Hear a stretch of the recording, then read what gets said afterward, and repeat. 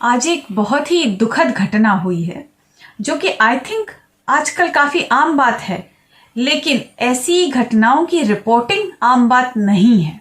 एक स्कूल जहां आप बच्चों को भेजते हैं शिक्षा प्राप्त करने के लिए, एक उज्जवल भविष्य बनाने के लिए, ऐसे ही एक स्कूल ने एक बच्ची को इतना प्रताड़ित किया, इतना टॉर्चर किया कन्वर्जन के लिए कि उसने सुसाइड कर लिया।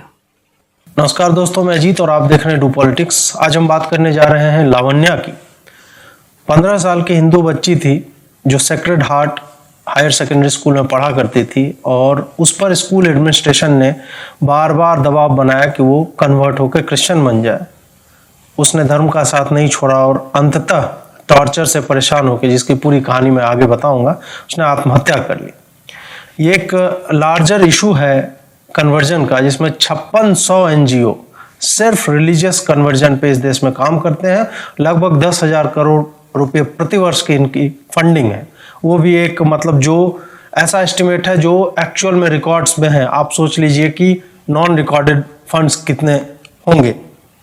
मीडिया लगातार ऐसे मुद्दों को डिफ्लेक्ट करती है और जो नॉन इश्यूज हैं कि स्कूल में हिजाब पहन के जाना चाहिए कि नहीं जाना चाहिए, इन मुद्दों पे रिलीजियस फ्रीडम के नाम पे डिबेट कर रही है। और एक बच्ची जो वास्तव में मर गई इसी धार्मिक, इसी मजहबी, इसी रिलीजियस उन्माद के कारण, उस पर कोई चर्चा नहीं हो रही है। इसमें और भी एक एंगल है कि हिंदू ऑर्गेनाइजेशंस हैं या जो पार्टियां हैं जो अपने आप को हिंदुत्व का प्रणेता बताती हैं, उन्होंने क्या किया इस पूरे मुद्दे पे। तो आइए शुरू करते हैं। शुरू करने से पहले मैं आपसे अनुरोध करूंगा कि चैनल को लाइक कर लीजिए, कंटेंट अगर आपको पसंद आता है तो उसे शेयर कीजिए, सब्सक्राइब कीजिए और हमारा समर्थन जो है, हमारा सपोर्ट लगातार करते रहिए। 15 साल की बच्ची थी Lavanya, Sacred Heart Higher Secondary School में पढ़ा करती थी और वहीं एक सेंट माइकल्स गर्ल्स हॉस्टल है जहां ये रहती थी। स्कूल अलग है और हॉस्टल अलग है। State funded Christian missionary school था ये। और वहां इसे, जब इसने 19 तारीख को एक वीडियो आता है सामने और सोशल मीडिया पे हर तरफ दिखता है कि उसने विष खाने के बाद ये बताया, जब उसने अटेम्प्ट टू सुसाइड किया था तब तक वो जीवित थी और हॉस्पिटल में उसका इलाज चल रहा था। 85% लंग्स जो है उसके फेफड़े विषाक्त हो चुके थे और वो अंत में जो है उसकी मृत्यु हो जाती है। उसने बताया कि उस पर लगातार उसके माता पिता के सामने कन्वर्ट होने का दबाव बनाया गया और जब उसने उस कन्वर्जन के ऑफर को ठुकरा दिया या वो उस तरह से उसमें इंटरेस्टेड नहीं थी, रुचि नहीं दिखा रही थी, तो उसे स्कूल ने तरह तरह से प्रताड़ित करना शुरू किया। उसे पोंगल की छुट्टियों में घर जाना था, लेकिन उसके लीव एप्लीकेशन को स्कूल ने डिनाई कर दिया। उसके बाद उससे बर्तन साफ करवाए गए, उससे टॉयलेट, बाथरूम, लैट्रिन, लेबोरेटरीज ये सारे साफ करवाए गए। उसे टॉर्चर किया गया, पीटा गया, मारा गया और अंततः उसकी मानसिक और शारीरिक यातना का स्तर इतना अधिक हो गया कि उसने जहर खा लिया, विष खा लिया और फिर वो हॉस्पिटलाइज होती है।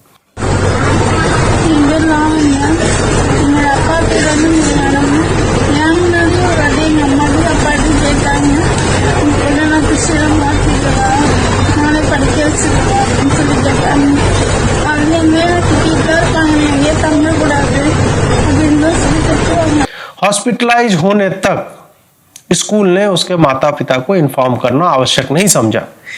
जब लगा कि स्थिति नियंत्रण से बाहर जा रही थी, तब उसके माता पिता को बुलाया गया कि आपकी पुत्री ने जो है आत्महत्या कर ली। आप सोचिए कि ये किस स्तर का टॉर्चर है कि जिन स्कूलों में हम अपने बच्चियों को, मिशनरी स्कूल में बोला जाता है कि हाँ बढ़िया पढ़ाई होती है। अब पढ़ाई बढ़िया होती है या ये मिनी कन्वर्जन फैक्ट्रीज हैं जहाँ पे बच्चों का इंडोक्ट्रिनेशन, बच्चों को ईसाइयत की तरफ जो है लगातार धीरे धीरे वहाँ के प्रेयर्स से लेके वहाँ की गैदरिंग्स तक हर एक चीज जो है in the name of God और जो भी उनका सिस्टम है उस तरह से होता है। और कैसे बचपन से आप ये सब करवाते हैं। इस पे दूसरा एंगल है कि आप कहेंगे कि ठीक है उन्होंने चुना है उन स्कूलों में जाना, सही बात है, तो स्कूल में जाना चुना है, मान लीजिए कि मैं मदरसे जाने के लिए चुनता हूँ या मिशनरी वाले स्कूल में बच्चों को भेजना शुरू करता हूँ, तो स्कूल का अपना ठीक है, एक सिस्टम है कि आपको ये प्रार्थना करनी पड़ेगी, इस तरह से करना पड़ेगा, वहां तक ठीक है। लेकिन जब यही स्कूल, और हमने देखा है कि बच्चे अगर रक्षाबंधन में तिलक लगा के आते हैं, राखी बांध के आते हैं, तो हमने देखा है कि बच्चों की पिटाई हुई है, एडमिशन्स रिफ्यूज हुए हैं, उन्हें आने नहीं दिया गया है स्कूल में। मेहंदी लगा के कोई बच्ची जाती है तो उसको हिंदू सिंबल बोला जाता है, गले में माला हो तब हिंदू सिंबल है, कलावा आपने बांध लिया तब हिंदू सिंबल है। इन सारी चीजों को लगातार जो है एक एक बताया जाता है कि नहीं ये स्कूल के लिए नहीं है, लेकिन उसी स्कूल में बाइबल की जो वर्सेज है वो पढ़ाया जाता है, और वो पूरा धीरे धीरे छोटी मात्रा में एक धीमे जहर की तरह लगातार उनमें घोला जाता है। माता पिता का भी स्टेटमेंट आया है, उन्होंने भी यही बात बोली कि लावण्या को किस तरह से लगातार स्कूल जो है परेशान कर रहा था, और उसने अंत में जाके इस तरह का स्टेप लिया। எங்க பொண்ணை கட்டாயமா மதம் மாற சொல்லி நியாயம் வேணும். பாத்ரூம் கழுவ வைக்கிறது, சொல்றது, கணக்கு விளக்கு பார்க்க சொல்றது, துன்புறுத்திட்டாங்க ரொம்பவே. பொண்ணுக்கு மனசு காயப்பட்டு இறந்துருச்சு. எங்க பொண்ணுக்கு நியாயம் வேணும், நீதி வேணும்.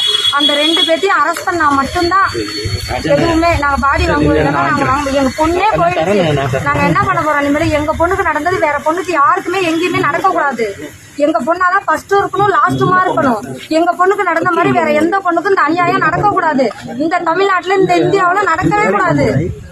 पुलिस तक जब बात पहुंची तो पुलिस ने पहले तो डिनाई किया, पहले बोला कि नहीं माता पिता ने कोई रिलीजियस कन्वर्जन का एंगल और ये सब नहीं बोला है, और अब हम उस बच्ची के डाइंग डिक्लेरेशन को, जो वीडियो आया था, बोला कि उसके आधार पे हम जांच तो कर रहे हैं, लेकिन हम उस वीडियो का सोर्स जानना चाहते हैं, कहां से आया है। ठीक है, पुलिस में होता होगा कि सोर्स कहां से है, क्या है, जो भी है, पुलिस ऐसा करे, अपना जांच करती रहे। लेकिन इसके बाद जो होता है कि किस तरह से दूसरी संस्थाएं, मीडिया जैसे है, वो लगातार इसको एक सेक्युलर बना के परोसने की कोशिश करती है। टाइम्स ऑफ इंडिया की एक रिपोर्ट है, उसमें भी इसी तरह की बात देखी गई कि ये सारे मीडिया के लोग बहुत ही डाउन प्ले कर रहे हैं कि एक बच्ची की मृत्यु नहीं, हत्या की गई है एक तरह से। उसने कोई अवसाद में आके ये रास्ता नहीं चुना, उसका टॉर्चर हुआ और उसके बाद ये सारा होता है। ये मृत्यु जो है, ये हम हिंदुओं के नाम है कि हमने अपनी बच्चियों को बचाने के लिए क्या किया। मतलब चाहे हिंदू संगठन हो, हिंदू संस्थाएं हो, या एक वृहद हिंदू समाज है, कि आपने क्या किया है। ये दुर्घटना ना तो पहली है ना ही आखिरी है, ये लगातार ये होता रहता है। बात यह है कि सोशल मीडिया के प्रेशर के कारण अब मेन स्ट्रीम मीडिया में भी थोड़ी बहुत इस पर चर्चा होने लगी है, और चूंकि सोशल मीडिया में नॉन लेफ्ट का वर्चस्व धीरे धीरे बढ़ रहा है, तो इस पर हम चर्चा करके हम सवाल पूछ रहे हैं कि भाई इस पर भी तो चर्चा करो। तुम सुल्ली डील्स, बुल्ली बाई पे, और ये सारी चीजें वर्चुअल थी। जेनोसाइड हो रहा है एक्चुअल में। कश्मीर में 19 जनवरी को जो हुआ वो हो रहा था, लाखों कश्मीरी हिंदुओं को काटा गया, भगाया गया। उस पर चर्चा नहीं है, चर्चा इस पे हो रही है। एक यूएस सिटीजन है जो दवायर चलाता है, वरदराजन, सिद्धार्थ वरदराजन, उसने एक आदमी का इंटरव्यू किया कि इंडिया जो है वहां पे जेनोसाइड होने वाला है। आप सोचिए कि जो हो चुका है उसकी स्वीकृति नहीं है, जो नरसंहार हो रहे हैं उसकी स्वीकृति नहीं है।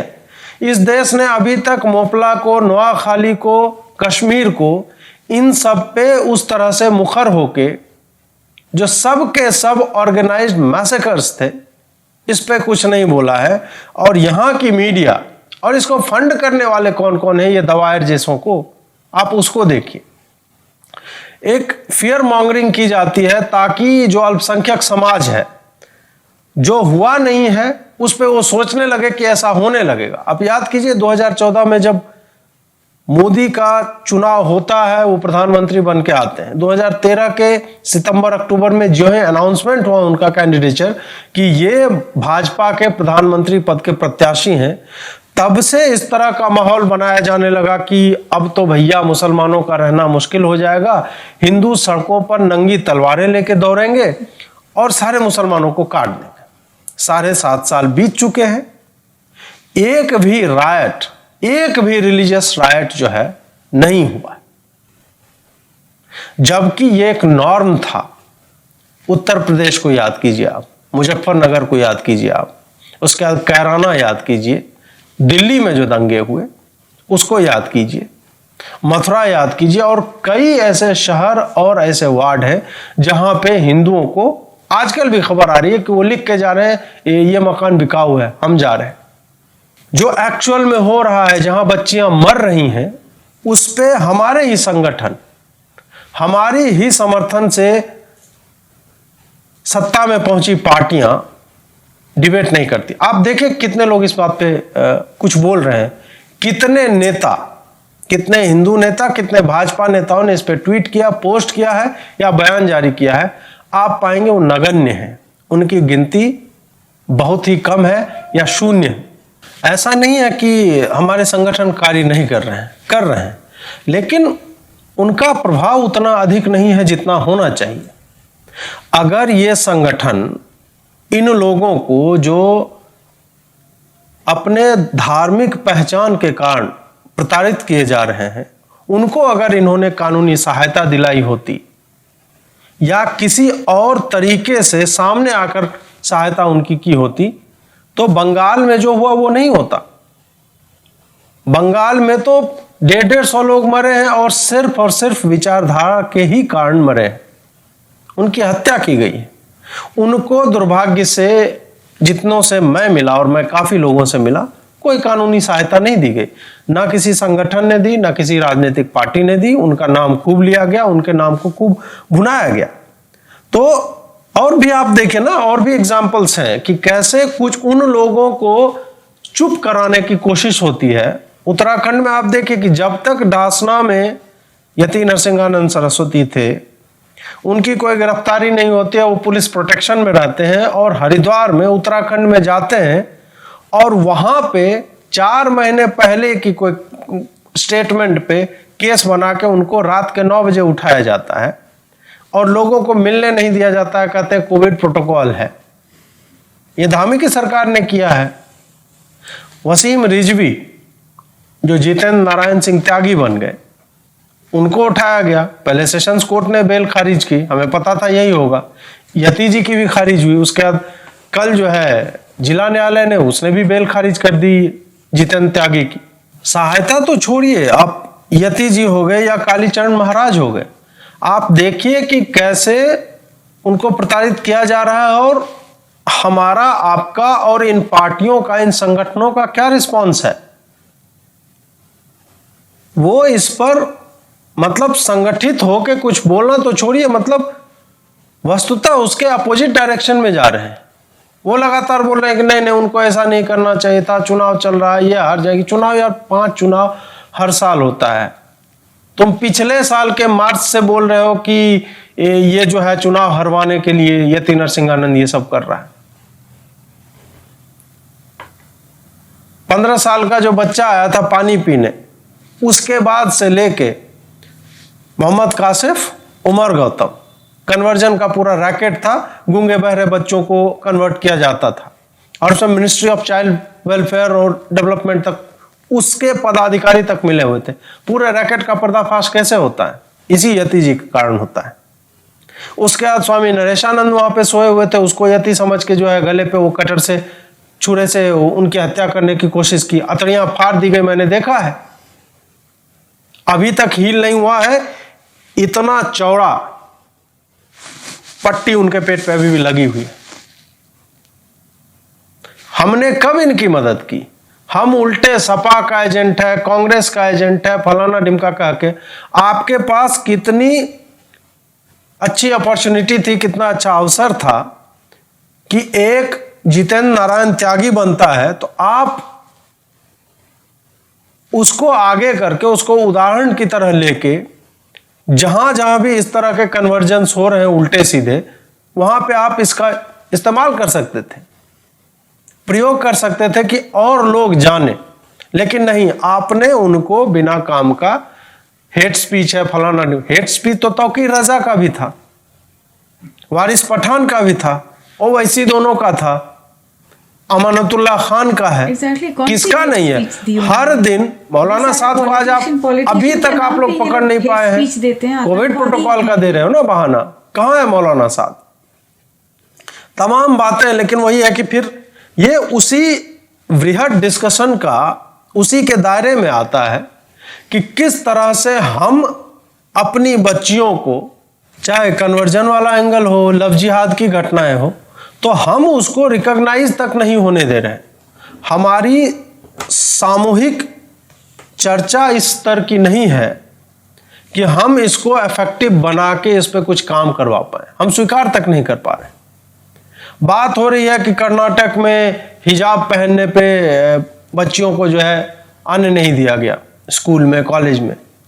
अब आप बताइए कि इसे रिलीजियस फ्रीडम बोला जाता है, तो कल से सारे हिंदू बच्चे वो भगवा रंग का रोब पहन के चले जाएं, कुर्ता और धोती? क्या स्कूलों में इन सब चीजों की जगह है? अगर वहां का एक ड्रेस कोड है तो आपको तो पहले से पता होगा कि यहाँ का ड्रेस कोड है। आपको लगता है कि आपकी रिलीजियस फ्रीडम प्रभावित हो रही है तो आप मत जाइए, मत लीजिए एडमिशन वहां पे। आप अपने रिलीजियस ड्रेस कोड को स्कूल या कॉलेज के ड्रेस कोड पे कैसे हावी करना चाह रहे हैं?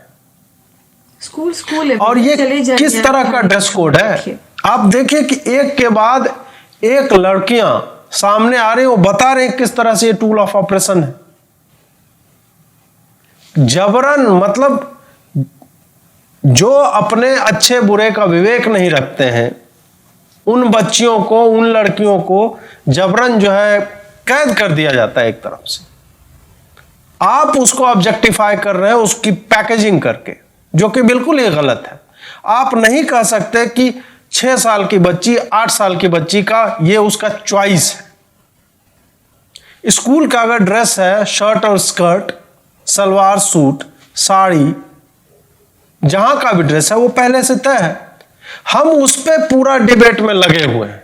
हम यहां पे एक बच्ची उस टॉर्चर के कारण मार दी जाती है, विवश हो जाती है कि उसे अपनी जान लेनी पड़ती है, और उस पे कोई मीडिया आउटरीच नहीं, हम बात करने के लिए तैयार नहीं। अब बात यह आती है कि ये जो मिनी फैक्ट्रीज हैं कन्वर्जन की और माइंड वॉश की, जहां सटल तरीके से बच्चों को एक रिलीजन की तरफ जो है ढकेला जाता है, उधर की तरह ढकेला ही नहीं जाता, उनको ऑलमोस्ट आप कहिए कि ब्लैकमेल किया जाता है कि तुम अगर क्रिश्चियन बन जाओगे। यही तो लावण्या ने भी कहा कि उसके माता पिता के सामने उसे बोला गया कि तुम अगर कन्वर्ट हो जाती हो तो हम तुम्हें हायर स्टडीज के लिए भी आगे भेजेंगे। आप सोचिए कि कोई मेधावी छात्रा हो या छात्र हो और उसके पास पैसे नहीं है, तब उसको उसके भविष्य के साथ कैसे एक एक क्लॉज लगा दिया जाता है कि अगर तुम क्रिश्चियन बन जाओगे तुम्हारे ड्रीम्स को हम जो है पुश करेंगे। अब आप पूछेंगे कि हमें कौन रोक रहा है ऐसे बच्चों को फंड करने से? हमें वही लोग रोक रहे हैं जो तमिलनाडु में एक के बाद एक 161 मंदिरों को तोड़ चुके हैं पिछले कुछ सालों में। 161 मंदिरों को, यह आज भी हो रहा है। ये कोई औरंगजेब के जमाने की बात नहीं हो रही है। और ये वो मंदिर है, ये छोटे छोटे मंदिर है जहां से शायद सरकारों को उस तरह से साइजेबल फंड नहीं आता है। आपको पता ही होगा कि मंदिर जो है सरकार के कंट्रोल में है। मस्जिद से चलने वाले मदरसे हों, चर्च से चलने वाले मिशनरी स्कूल हों, इनके पैसों पे, इनको मिलने वाले अनुदान पे सरकार का कोई नियंत्रण नहीं होता, इसलिए वो उसे अपने हिसाब से खर्च करते हैं। उसका पूरा एक एनजीओज का एक पूरा संगठन है। अब बताया ना मैंने, 6000 5800 एनजीओज, 10,000 करोड़ की फंडिंग, ये 2018 की रिपोर्ट है। प्रति वर्ष इतने की फंडिंग, उसको कैसे काउंटर करोगे जब आपके धार्मिक सहयोग वाला बड़े बड़े जो मंदिर हैं वो पता चलेगा आंध्र प्रदेश में ईसाइयों के कंट्रोल में है, तमिलनाडु में जो है वो भी ईसाइयों के कंट्रोल में है। आपको कहा जाएगा कि नहीं, पद्मनाभ स्वामी जो है उनका ताला खुलवाओ और वो सरकार की संपत्ति हो जाएगी। कैसे? जब तक हमारे मंदिर स्वतंत्र नहीं होंगे सरकारी नियंत्रण से, तो वो कैसे अपना स्कूल खोलेंगे, कैसे गुरुकुल खोलेंगे, कैसे आपकी जो भी प्राचीन भाषाएं हैं उसको कैसे रिवाइव करेंगे? हम और आप खोजते रहते हैं ना, कहाँ है ब्राह्मण, वेद पढ़ने वाला नहीं है, ढंग के पुरोहित नहीं मिलते, इसीलिए नहीं मिलते। हम और आप दक्षिणा देने तक में कतराते हैं कि अरे 1 घंटा पूजा करा, इसको 500 रुपया देंगे। बिल्कुल दो। तुम दशांश दान नहीं देते हो मंदिरों में जाके। हमें अपने सोसाइटी के मंदिरों की चिंता नहीं है कि वहां जो पुजारी है वो कैसे खाएगा रहेगा। दान पत्र में जो, दान पेटी में जो पैसा जाता है उसका भी उपयोग वो क्या अपने कार्यों के लिए कर सकता है, अपने निजी कार्यों के लिए, क्योंकि उसको तो वहां पे रहना है, भोग लगाना है, आरती करनी है, मंदिर को साफ सुथरा रखना है, तो उसमें तो पैसा तो लगेगा ना। वो कोई अय्याशी के लिए तो आपसे मांगता नहीं है, वो मांगता भी नहीं है, वो दान पेटी रखी हुई, आप स्वेच्छा से दीजिए। कितना देते हम? फिर आप काउंटर कैसे करोगे? ना आपकी मंशा उस स्तर की है, आप करें, फंड नहीं है तो फंड जनरेट कहां से होगा? कहीं तो आपको देना पड़ेगा ना। आप वो देना नहीं चाहते। आपके सामने एक तो है कि इनएक्शन है अपने ही नेताओं का, जो इस मुद्दे पे कुछ नहीं देना चाह रहे हैं बयान। जबकि हाल ही में कोर्ट ने ट्रावनकोर के राजाओं को, जो उनके वंशज हैं और वो भी शायद राजा है अभी भी, तो उनके हवाले एक मंदिर किया ना। एक लीगल लड़ाई थी, लड़ी उन्होंने। हमारी संस्थाएं कहां हैं? मैं नहीं लड़ सकता वो युद्ध, हमारे जैसे लोग लड़ रहे हैं, जो वकील हैं, ऐसी संस्थाएं हैं, तो उनको जो है जेनरस सपोर्ट चाहिए आपका। आप अगर वो नहीं देंगे तो फिर यही होगा कि लावण्या की मां को, उसको झूठा बता दिया जाएगा, मीडिया उसको हाउंड करेगा और उसको कानूनी सहायता नहीं मिलेगी, वो केस हार जाएगी और पता चलेगा कि आपकी बहन को, आपकी बेटी को, आपकी बच्ची को, जो विवश होके जहर खा रही है, बोल दिया जाएगा कि उसने दबाव में ये बयान दिया था, वो बदचलन थी, कुछ भी बोल के उस मृतका का अपमान किया जाएगा और उसके साथ साथ आपका अपमान होगा, आपके धर्म का अपमान होगा। इसलिए हिंदू एकता अपरिहार्य है। हम हमेशा से ये क्रिश्चियन कन्वर्जन का जो काम करने वाले लोग हैं उनको हमेशा से हम इग्नोर करते रहे, लेकिन ये साइलेंट स्लेयर्स हैं। ये चुप होकर जिस तरह से पानी जो है धीरे धीरे मिट्टी काटती है नीचे से और एक दिन पूरा का पूरा स्ट्रक्चर जो है कोलैप्स कर जाता है, ये उस तरह से काम हो रहा है। क्रिप्टो क्रिश्चियंस जो हैं वो सत्ता में पहुंच रहे हैं। आपको अंदाजा नहीं है कि पंजाब में क्या हो रहा है, पंजाब में क्रिश्चियन कन्वर्जन्स का रेट क्या है। वो एकदम अनवरत एक इस तरह से ये काम हो रहा है कि वहां के लोग जो हिंदू बनाम सिख और इस तरह की दरारें क्रिएट कर रहे हैं, उनके अपने सिख भाई जो पगड़ी वाले लोग हैं, वो पगड़ी वाले क्रिश्चियन बन रहे हैं और इनके बारे में आपको पता नहीं चलता, क्योंकि ये पूरा का पूरा नाम वही रखते हैं, योजनाओं का लाभ उठाते हैं जो SC ST के लिए बनी हुई है, और उसके बाद ये धीरे धीरे आपके धर्म को भीतर से ही जो है खोखला करते जाते हैं। तमिलनाडु है, आंध्रा है, केरला है, यहाँ पे जो भी सरकारें आती हैं वो हिंदुओं के मंदिरों का फंड वो उनके संरक्षण में होता है और उनके विजडम पे होता है कि वो कहाँ खर्च करें। आप वहाँ के लोगों से मिलेंगे तो आपको पता चलेगा कि टेंपल के फंड का मिसयूज हो रहा है। एक बार पता चला था कि वो क्रिश्चियंस का कोई था, तो उसके सैलरी के लिए और उसके लिए टेंपल का फंड जा रहा है, उसके पैसे से खरीदी जा रही है। जमीन जो है उसका इतना मिसयूज हो रहा है। और अब मैं एक और स्टोरी करने जा रहा हूं, आंध्र प्रदेश तेलंगाना की है, माफ कीजिएगा। वहां पे एक बहुत बड़ा कांड हो रहा है।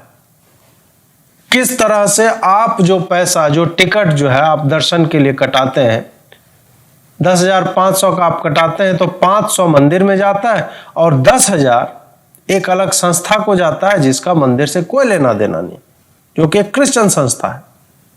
इस तरह की धांधलियां हो रही हैं। इसलिए आपका इकट्ठा होना, आपका इस बात पे बोलना और आप जिन लोगों को समर्थन देते हैं अपना, उनसे प्रश्न पूछना अत्यधिक आवश्यक है। वरना इतने जो बलिदान संत समाज ने दिए हैं अभी तक, मतलब भारत के इतिहास में, अगर हम प्रश्न नहीं पूछेंगे तो समय के इस मोड़ पर जो क्लैश ऑफ सिविलाइजेशंस बोला जा रहा है, वहां पर हमारी यही सभ्यता जिसके लिए हजारों संतों ने और करोड़ों हिंदुओं ने बलिदान दिया है, वो एक दिन विलुप्त हो जाएगी। जो हम कहते हैं कि सनातन सनातन है, जब से समय की शुरुआत हुई है तब से है, वो खत्म हो जाएगा। इसलिए इन मुद्दों पर बोलना लिखना तो चाहिए ही हमें। हमें ऐसे माताओं को, ऐसे जो भी पीड़ित परिवार हैं, उनको अपनी मदद करनी चाहिए, उन तक अपनी मदद पहुंचाने की कोशिश करनी चाहिए। आप पता कीजिए कि उस इलाके में कौन सी ऐसी संस्था है जो काम कर रही है, या डायरेक्ट हम क्या उन तक पहुंच सकते हैं। मैं भी अपने तरफ से कोशिश कर रहा हूं। अगर कुछ ऐसा होगा तो मैं ट्वीट के माध्यम से या अपने फेसबुक पोस्ट या पेज के माध्यम से बताऊंगा कि आप यहां पे जाके आप उनको अपना समर्थन दे सकते हैं। जुड़ने के लिए बहुत बहुत आभार। लाइक, शेयर और सब्सक्राइब करते रहिए। फ्री टेम्पल्स मूवमेंट को मेरा पूरा सपोर्ट है और आशा करती हूं कि आपका भी होगा। जो भी संस्थाएं हिंदू हितों के लिए काम करती हैं, फोर्स्ड कन्वर्जन के खिलाफ काम करती हैं, उन्हें अनुदान देने में, उनकी सहायता करने में जरा भी संकोच ना करें। दान देने से आपके धन में कमी नहीं बल्कि वृद्धि ही होगी और ये दान हमारी संस्कृति को, हमारे धर्म को बचाए रखने के लिए बहुत बहुत बहुत ज्यादा जरूरी है। आइए हम सब मिलकर तन मन धन से प्रयास करें ताकि आने वाले समय में किसी भी बच्ची को इस तरह से अपना जीवन न त्यागना पड़े किसी फोर्स्ड कन्वर्जन के चलते। Let us unite against forced conversions. We fight forced conversion. Bharat fights forced conversion. Vande Mataram.